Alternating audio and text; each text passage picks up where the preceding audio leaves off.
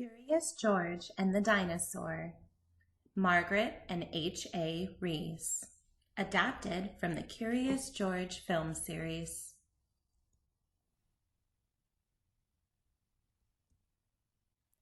Jimmy's class was taking a field trip to the museum, and George was going along.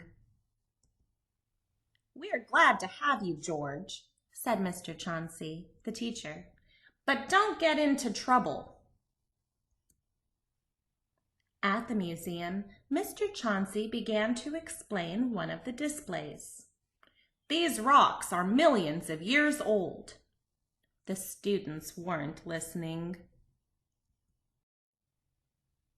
"This is boring," said a student. "It sure is," said another. "When is lunchtime?" asked a third.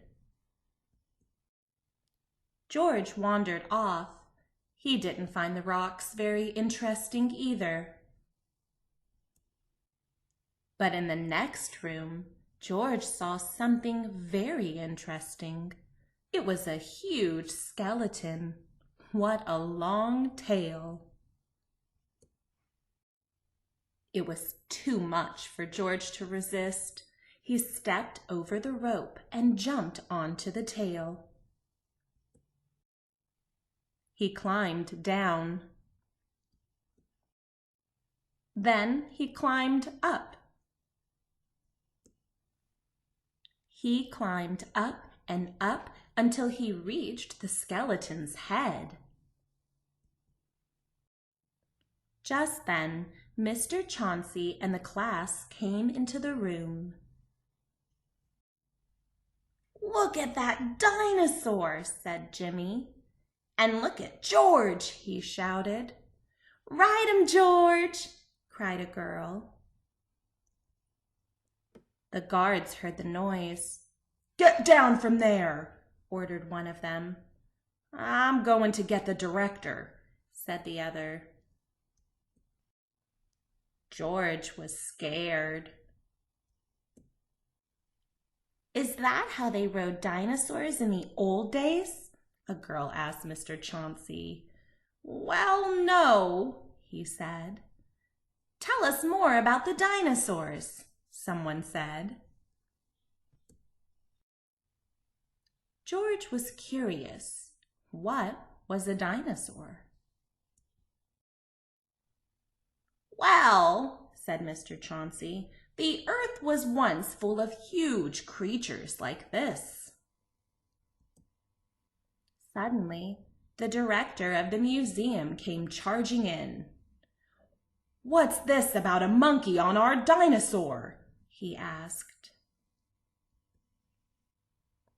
"Guards, get that monkey down before he causes any damage," he ordered.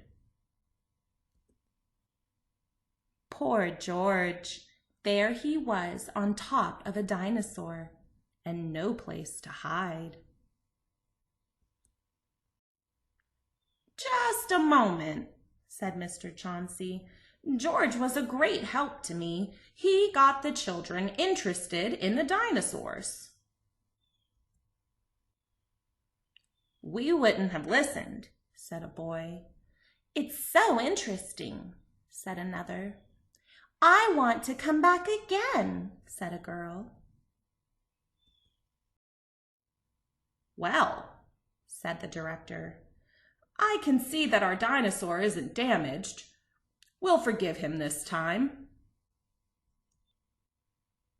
"You can come down, George," he called.